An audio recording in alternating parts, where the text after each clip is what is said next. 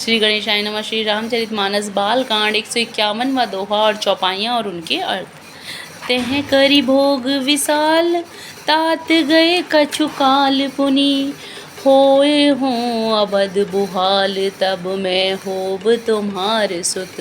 हे तात, वहाँ स्वर्ग के बहुत से भोग भोग कर कुछ काल बीत जाने पर तुम अवध के राजा होंगे, तब मैं तुम्हारा पुत्र होऊंगा।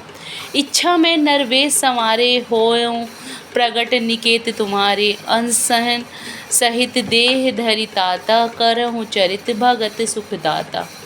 इच्छा निर्मित मनुष्य रूप सजकर मैं तुम्हारे घर प्रकट होऊंगा। हे तात, मैं अपने अंशों सहित देह धारण करके भक्तों को सुख देने वाले चरित्र करूँगा। जी सुनि सादर नर बड़ भागी, भव तरहि ममता मद त्यागी। आदि शक्ति जेहि जग उपजाया, सो अवतरहि मोरी यह माया। जिन चरित्रों को बड़े भाग्यशाली मनुष्य आदर सहित सुनकर ममता और मद त्याग कर भव सागर से तर जाएंगे, आदि शक्ति यह मेरी स्वरूप भूता माया भी जिसने जगत को उत्पन्न किया है अवतार लेगी। पुर अब मैं अभिलाष तुम्हारा, सत्य सत्यपन सत्य हमारा। पुनि पुनि अस कहीं कृपा निधाना, अंतर्धान भये भगवाना। इस प्रकार मैं तुम्हारी अभिलाषा पूरी करूँगा। मेरा प्रण सत्य है, सत्य है, सत्य है। कृपा निधान भगवान बार बार ऐसा कहकर अंतर्ध्यान हो गए। दंपति उर धरि भगत कृपाला, तेहि आश्रम निवसे कछु काला। समय पाई तनु तजियन याशा, जाय कीन अमरावती बाशा। वे स्त्री पुरुष राजा रानी भक्तों पर कृपा करने वाले भगवान को हृदय में धारण करके कुछ काल तक उस आश्रम में रहे। फिर उन्होंने समय पाकर सहज ही बिना किसी कष्ट के शरीर छोड़कर अमरावती इंद्र की पुरी में जाकर वास किया। 152वां दोहा।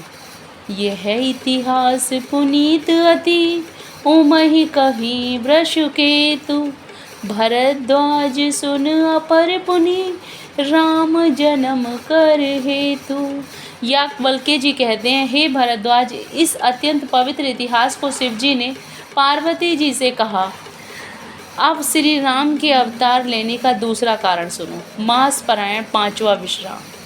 सुनो मुनि कथा पुनीत पुरानी, जो गिरजा प्रति शंभु बखानी। विश्व विदित एक के कय देसु, सत्य केतु तह बसई नरेसु। हे मुनि, वह पवित्र और प्राचीन कथा सुनो जो शिवजी ने पार्वती जी से कही थी। संसार में प्रसिद्ध एक केकई देश है जहाँ सत्य केतु नाम का राजा रहता था।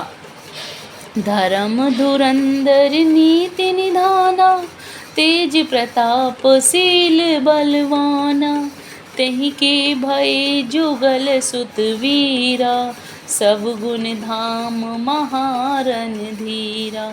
वह धर्म की धुरी को धारण करने वाला, नीति की खान, तेजस्वी, प्रतापी, सुशील और बलवान था। उसके 2 वीर पुत्र हुए जो सब गुणों के भंडार और बड़े ही रणधीर थे।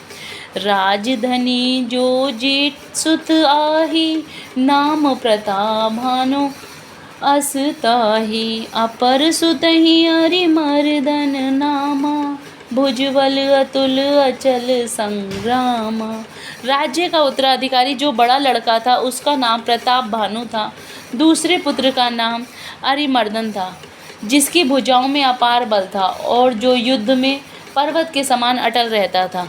भाई भाई ही परम समीति, सकल दोष छल वर्जित प्रीति। जेठे सुतहि राम नृप दीना, हरिहित आप गवन बन कीना। भाई भाई में बड़ा मेल और सब प्रकार के दोषों और छलों से रहित प्रीति थी।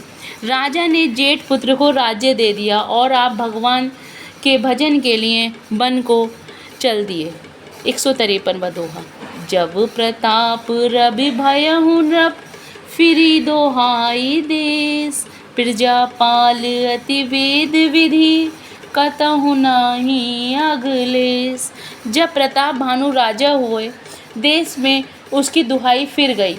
वह वेद में बताई हुई विधि के अनुसार उत्तम रीति से प्रजा का पालन करने लगे। उनके राज्य में पाप का कहीं लेस भी नहीं रह गया था। नृपहितकारक सचिव सयाना, नाम धर्म रुचि शुक्र समाना। सचिव सयान बंधु बलबीरा, आप प्रताप पुंज रणधीरा। राजा का हित करने वाले और शुक्राचार्य के समान बुद्धिमान धर्म रुचि नामक उनका मंत्री था। इस प्रकार बुद्धिमान मंत्री और बलवान तथा वीर भाई के साथ ही स्वयं राजा भी बड़े प्रतापी और रणधीर थे। सेन संग चतुरंग अपारा, अमित सुबट सब समर जुझारा। सेन विलोकिराउ हर्षाना, अरुबाजे गह गहे निशाना। साथ में अपार चतुरंगी सेना थी, जिसमें असंख्य योद्धा थे, जो सब के सब रण में जूझ मरने वाले थे। अपनी सेना को देखकर राजा बहुत प्रसन्न हुआ और घम नगाड़े बजने लगे। विजय हेतु कटकई बनाई, सुदिन सादिन नृप चलऊ बजाई। जह तह परी अनेक लड़ाई, जीते सकल भूप बरियाई। दिग्विजय के लिए सेना सजाकर वह राजा शुभ दिन मुहूर्त साध कर और डंका बजाकर चले। जहाँ तहाँ बहुत सी लड़ाइयाँ हुई, उसने सब राजाओं को बलपूर्वक जीत लिया। सप्तदीप भुजबल बस कीने, ले दंड छाड़ी नृप दीने। सकल अवनि मंडल ते ही काला, एक प्रताप भानु महिपाला। अपनी भुजाओं के बल से उसने सातों द्वीपों को वश में कर लिया और राजाओं से दंड लेकर उन्हें छोड़ दिया। संपूर्ण पृथ्वी मंडल का उस समय प्रताप भानु ही एकमात्र चक्रवर्ती राजा था। जय Shri Ram. Please like and subscribe the channel.